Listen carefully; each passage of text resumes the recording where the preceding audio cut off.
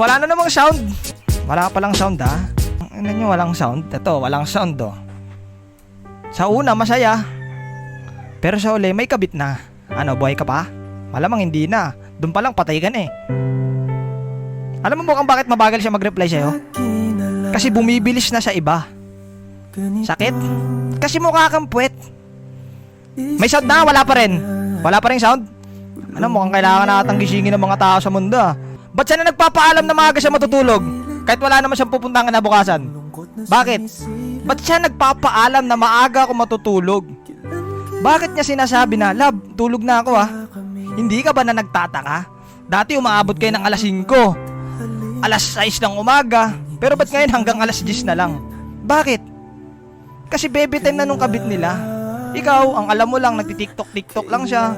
Ay, ang alam mo na, natutulog na siya, tapos ikaw patiktok-tiktok ka lang. Ang hindi mo alam, pinagpapalit ka na, boss. Bakit? Mukha kasing busabos. Pag hindi ka na mahal, kulong mo na. Kulong ko na, sir, kulong ko na. Akin anak ko. Oo, kulong ko na. Tapos na, sir, tapos na. Litong-lito. Ano gusto na, bebe ko? 5? May sound na ba? Sorry guys ha, napasobra yung mga ano ko eh. Hindi nyo kasi sinasabi. Kanina pa kayo walang sound ng walang sound. Di kaya akala ko wala talagang sound eh. Sorry, my bad.